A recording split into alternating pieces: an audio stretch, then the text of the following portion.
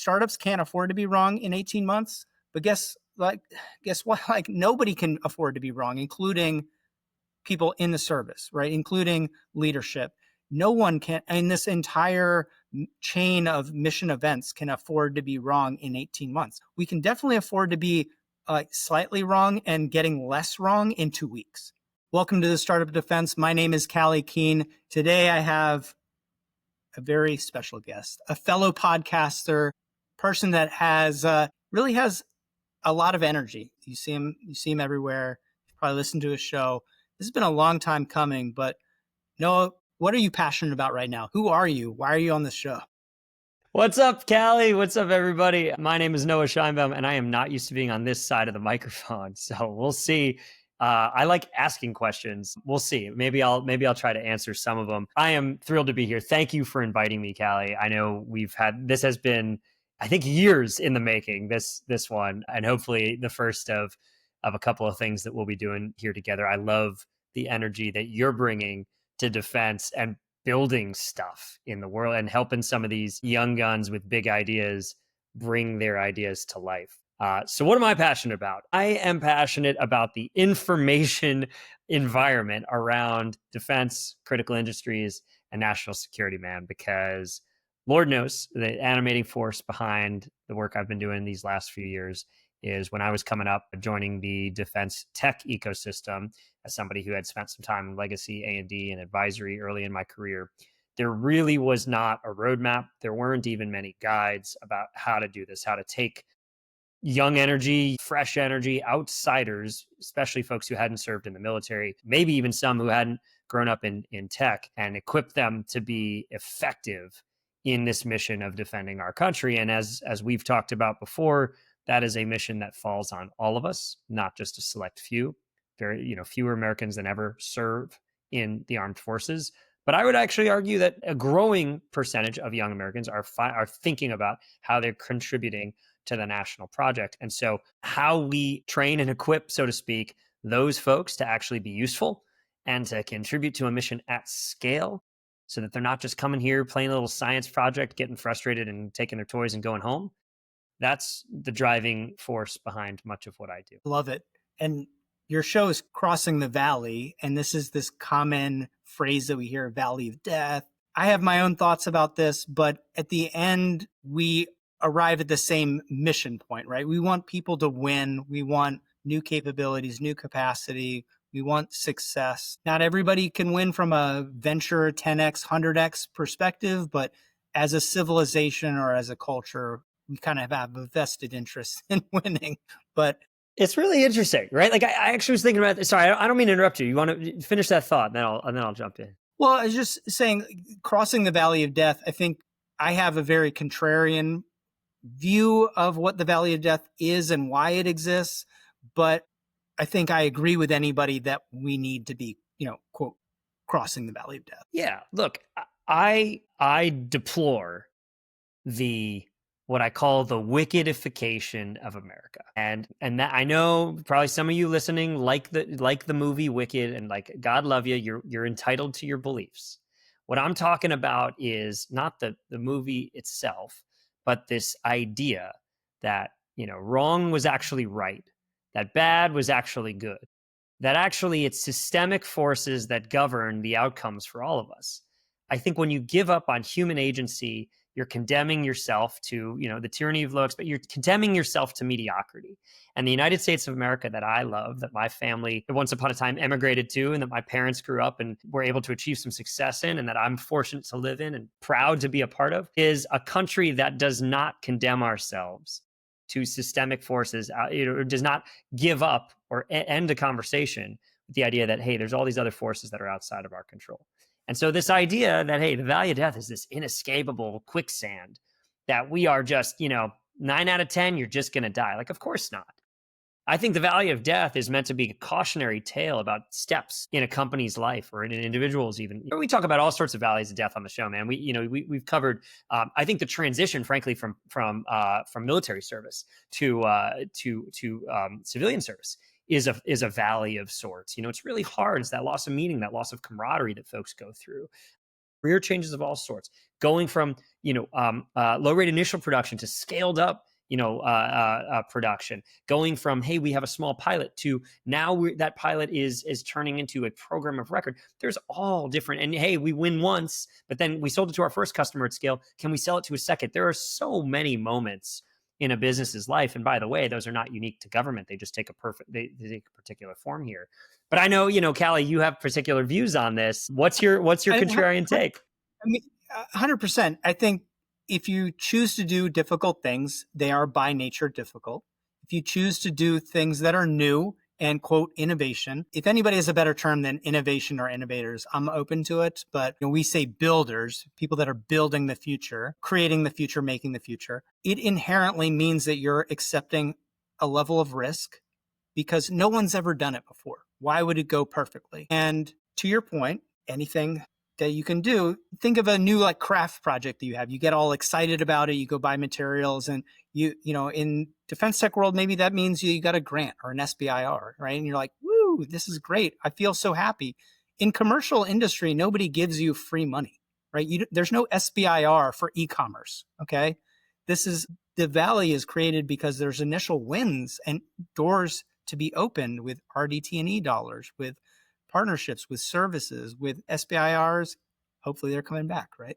But the valley of death is an illusion because there's some initial wins on a very difficult path. You're trying to change the nature of reality of one of the largest organizations to ever exist in human history. And you as an innovator or entrepreneur saying, I have the hubris that I can make change, which I'm 1,000% behind you. Like my whole company is predicated on saying, sure, Noah, yep, I'm 100% behind you too. But to divorce that from the agency of like, hey, this is going to be a hard path, it means that you can't look at these things and look at accelerators of like what makes you go faster. It's like, I already have machines. Don't go out and buy $2 million worth of machines to go make your first product, right? People do this all the time, right? Poor capital efficiency plays. Don't be afraid of partnerships because every successful company on earth since the beginning of time has used partnerships as a way of growing and accelerating. This is a relationship business. Like BD is really important, talking to people, using other companies to get there faster, right? Using their contracts, using their technology. There's all these accelerators that make the valley of death shrink to, like a little dip of pain, right? And a little toe dip, yeah.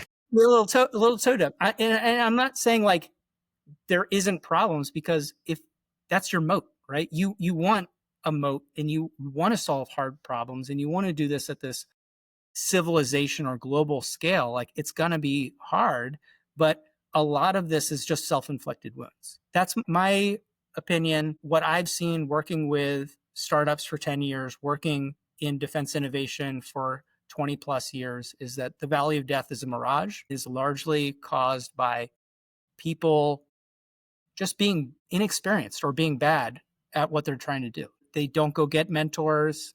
They've never worked in startups before. They don't talk to other people. They don't look at who's going to buy this thing before I spend my life savings on building it.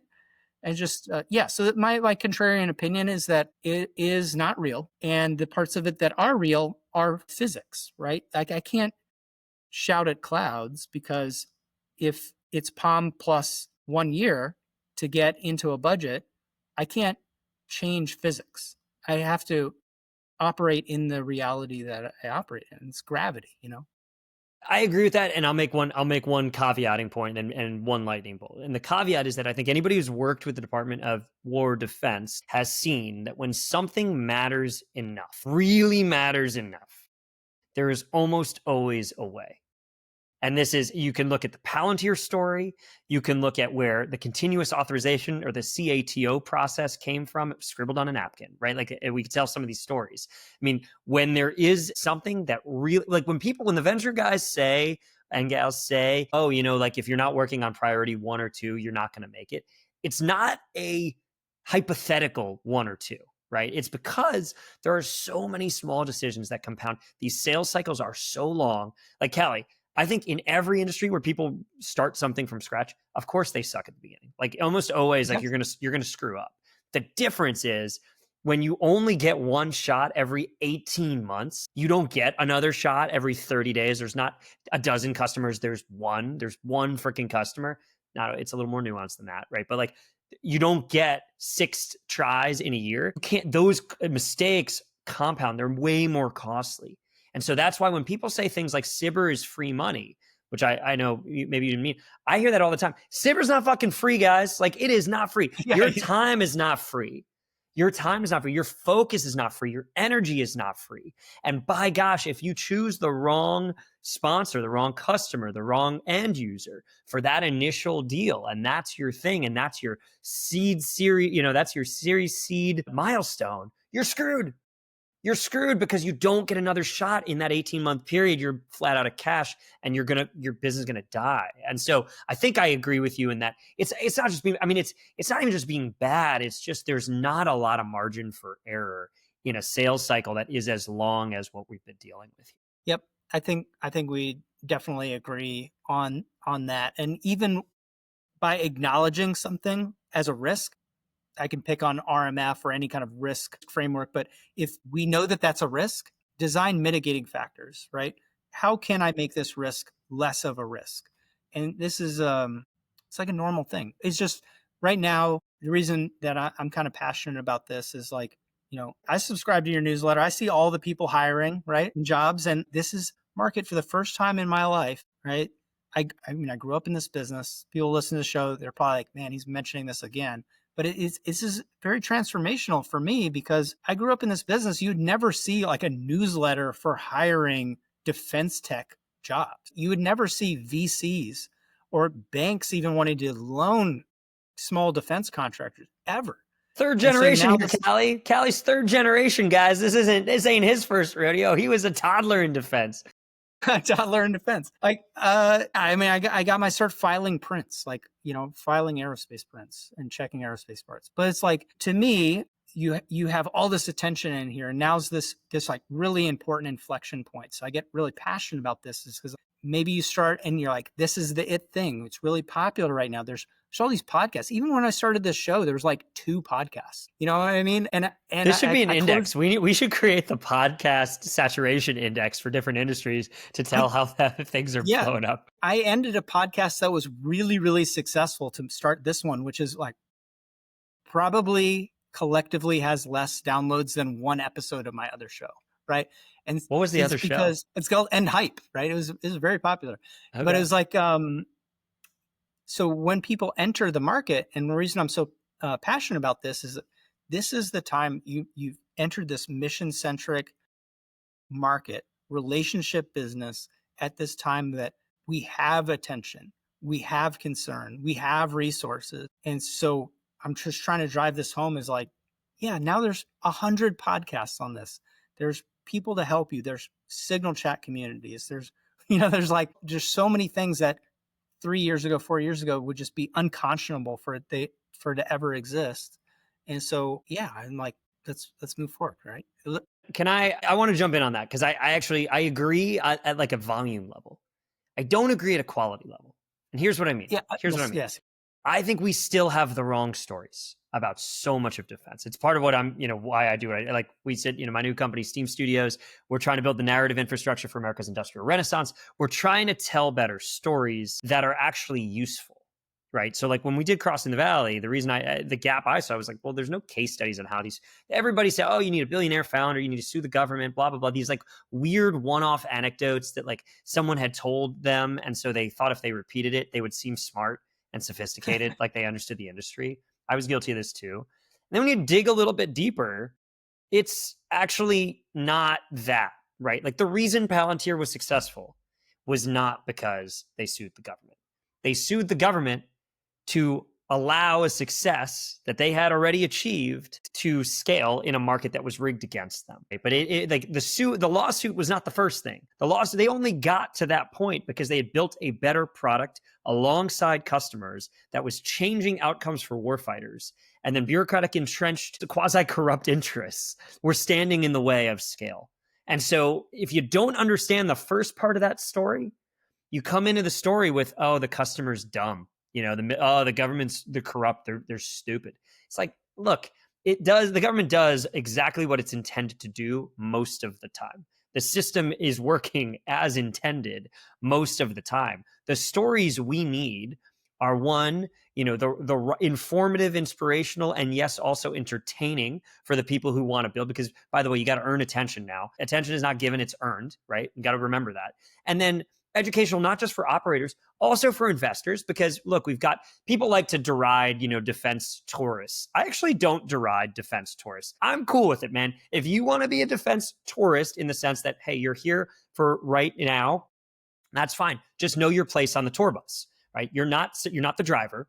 You're not setting the goal. But if you want to pile in and you want to follow, smart, sophisticated capital, or you want, founders, you can do a lot with that money. There are people who just want access. Great. Don't chase the same 5 investors. You need some people who know what they're doing. Hey, it's okay. Money's green, right? Like if you're just trying to close around faster so you can get to work and you can build, this is maybe an unpopular take. Welcome a tourist onto your bus. Just sit him in the right seat. Don't put him in the driver's seat. Don't screw yourself. Don't shoot yourself in the foot like that. And so I think it's for investors. And then the best part of this, Callye, for me, has been actually on the government side, on the customer side. When we get phone calls from people who say, hey, that was really interesting. What was that? Explain. Do you have a template of that vendor demonstration agreement? Or how do I get, in touch with those guys? I really want to, can you put us in touch? Or, hey, that contracting officer sounded like they knew really what they were doing. How do I learn from that person? That's the kind of information ecosystem that's actually supporting a mature industry. In addition to, funny memes on Twitter, this guy holds grudges and this guy owned that stupid VC. Like, okay, that's fine. But the real stories are actionable. And so, yes, we have quantity. I'd say the quality is getting there. But then it's how do I, as a newcomer to the space, make sense of what's quality and what's just noise. Last thing on this is, I think you probably see it all. It drives me insane, dude. You go on a LinkedIn and you see these posts that are so clearly, if not AI written, AI amplified. And it's like, written like, in this, it's not just innovation, it is revolutionary. And it's like, because Andrew put out a press release that they have a partnership with AWS or something. You're just like, oh my gosh, and that's not a knock on Andrew. Andrew's doing awesome stuff. It's just that some of these people who have actually quite large followings are now using this ecosystem as a sandbox or as amplification for their own brands, which is, it's not the best. Yeah, I agree. I've kind of sat through the first IoT bubble and the big data bubble and the e-com bubble. And when it touched hardware, I would help and run programs. And the difference for me now is like, this is my actual thing. Whereas, helping an e-com IoT company, I'm like, the skill sets are pretty similar. I'm an okay digital marketer. I've sold lots of things online, built some sizable brands, but it's like this I'm emotionally attached to, right? Because this is my family's thing. This is our core thing. And so I don't want to be protectionist about it. And I do see that behavior in the market as well. And I think it's our job to bring in smart people, right? And part of the goal of this show is to highlight people like yourself and say, look, Noah's a real person. There's a person behind that email. There's a person behind that show. There's a person behind that information. 99% of these people are somebody that you would grab a beer with, that you would chat with. They're real people and they're great, which I can tell you for facts that big tech is not like that, right? It's not. And making this inclusive for people that want to make a difference is really important, or to humanize the people that are making differences, I think is really important. Why we do the show just casually instead of like, this is a white paper. I also I write a white paper every day. Do you really? My job's very technical. I write a lot of white papers. Are you a white paper a day? Is that your output, dude? That's insane. Right now we're at about a demo to 2 demos a week, and I'm hovering around like 3 to 5 white papers a week. So I don't want to come on the show and be like, I want to highlight my buddy that we're working on really cool stuff. I just want to talk about cool stuff. And I think that holds a really important place against the bravado, against the kind of the curtain, the black curtain, the wizard curtain of defense, to just be like, I have a great friend that just got a job at this giant company that's raised $500 million. But if you chatted with them, you would never know that this person is one of the most successful people in America, right? Isn't that crazy? They're just It's always cool. the most successful. Usually, the most successful people are often the most humble because they understand that it's Yeah. when you people who are compensating, who are like, chest thumping and have to have, hey, look at me. It's usually compensating for something else. If you were really self assured, you wouldn't be doing I kind of I kind of agree. I'd love to learn a little bit more about what you have coming up. The new, I don't even want to say show, but it's kind of like mission set content. It's a little bit more than just saying, "Hey, it's a new thing that Noah's doing." Because you also, like I said at the top of the show, I've seen the list of different projects that you're working on, and I feel humbled because I'm like, I thought I was doing a bunch of things. You have like quite a list of, yeah, I've done this, I've tried this worked, this didn't work.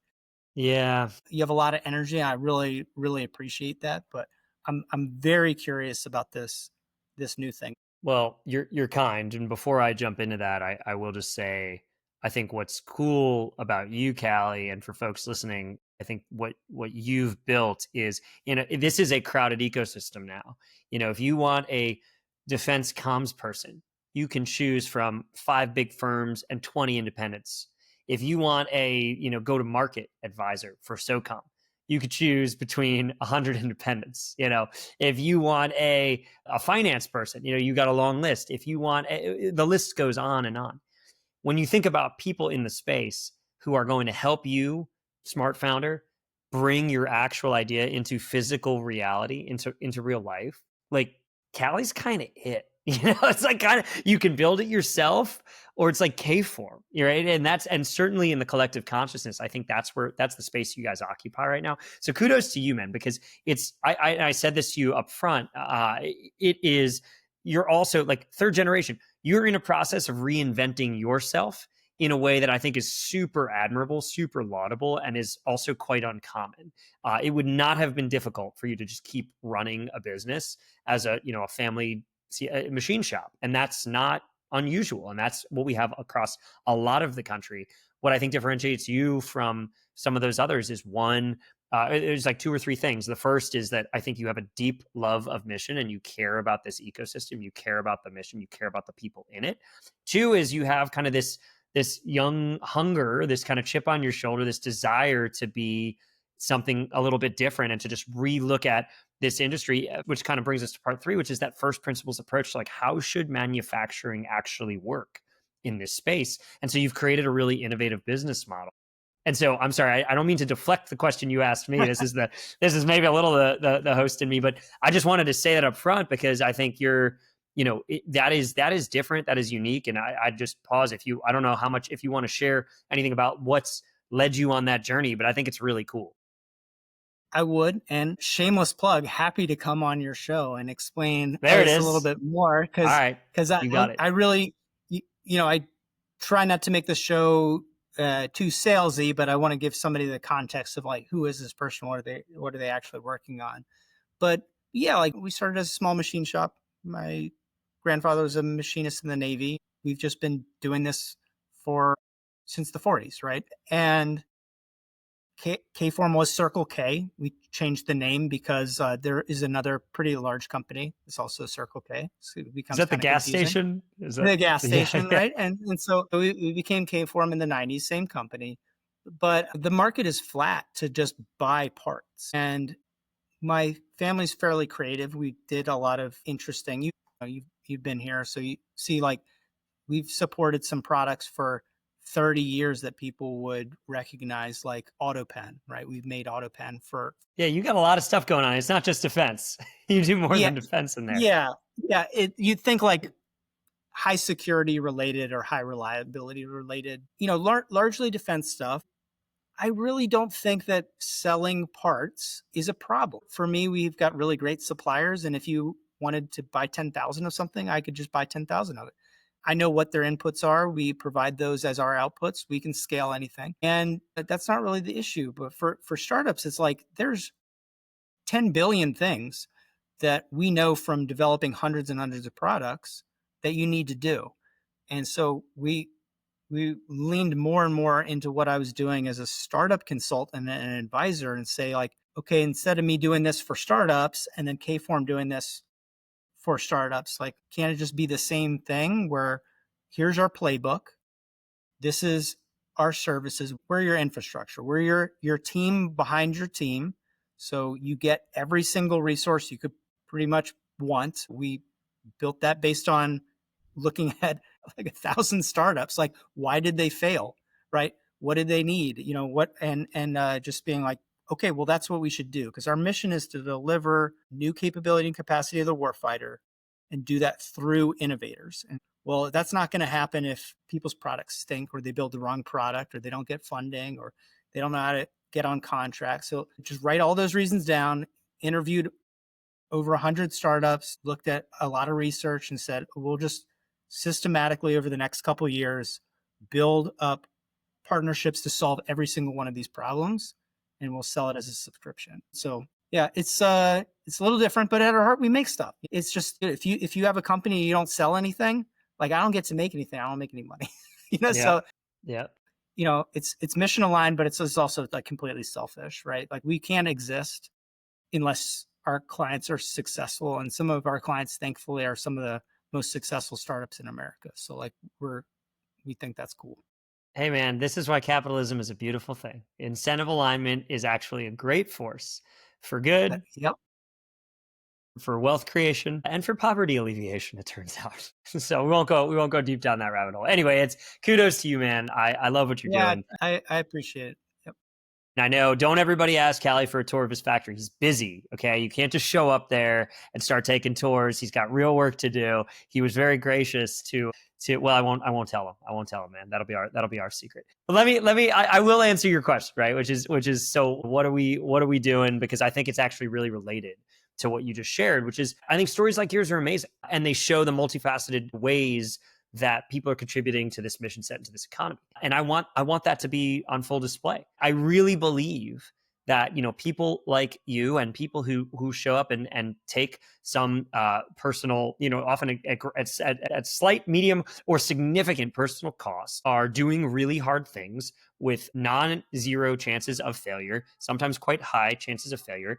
And these people are modern day superheroes. Like, we are entering an era of major instability, of geopolitical competition, in such a way that people who are not chasing, personal acclaim, and are building for our nation, for the defense of the West generally, and certainly America and our allies, those people deserve praise and acclaim. And so part of my mission is to make those stories famous. And I'll give you an example, because I think that maybe that makes it real. I think about the causes or the enablers of American greatness, of America's renaissance in hard tech and critical industries. And I think about something like competition-based acquisition with the Department of Defense.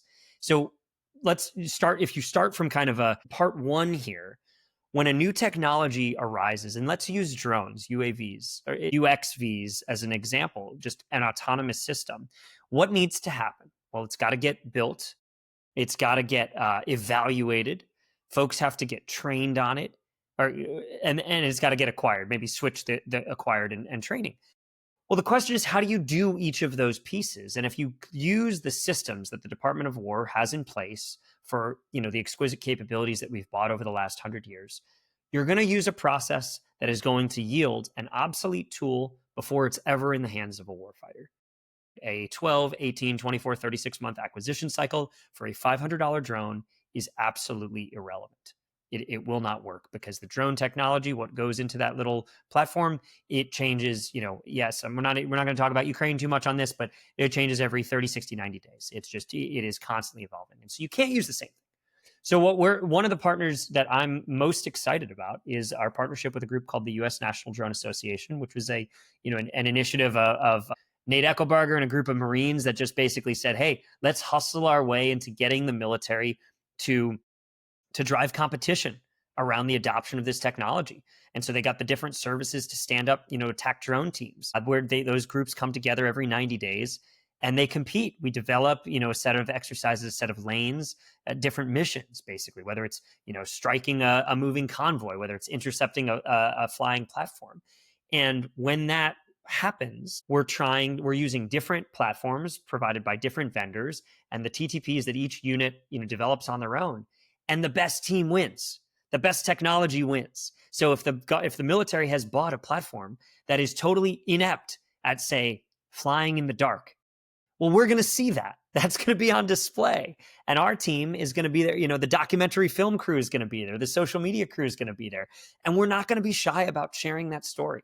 Why? Not to embarrass anybody. Well, a little bit to embarrass people, because at some point we've got to drive change from the outside in. Like we can't be so afraid of hurting folks' feelings that we allow, you know, our brothers and sisters in uniform to take the bullet for that. That's ridiculous. You know, if somebody in a program office gets a little offended that, you know, we embarrass them, I'm sorry, but I don't really care, right? What I care about is that the right capability is in the hands of the people who need it when they need it, and that they know how to use it. And so if you're not allowing these guys to train on a military base because it's on a flight line, well, we got to get those guys out to a facility where they can practice and they can learn. And it can't happen once a year. It's got to happen fairly often because this stuff is always changing. And so those stories that come out of that, we want broadcast. The people who become guiding lights in this industry, who understand the capabilities, who understand the TTPs, who understand the ConOps and how to integrate the technology with the mission. We want those people to shine brightly. We want to put them on a pedestal. We want to make them modern day superheroes. And so that's what you're going to see from us, from Steam Studios here in the year ahead, is a really concerted effort to take some of this stuff from out of the shadows, out of this kind of like, you know, realm of secrecy, and start main staging it, because these are the people, these are the stories that need to be told. I love this.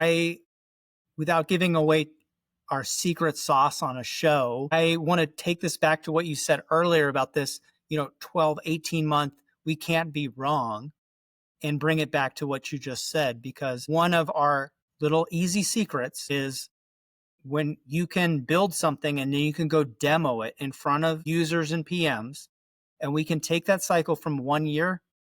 I said we're doing a demo once or twice a week. So across all of our clients and across our tech partner network, we are demoing things on a monthly or bi-monthly basis, if not shorter.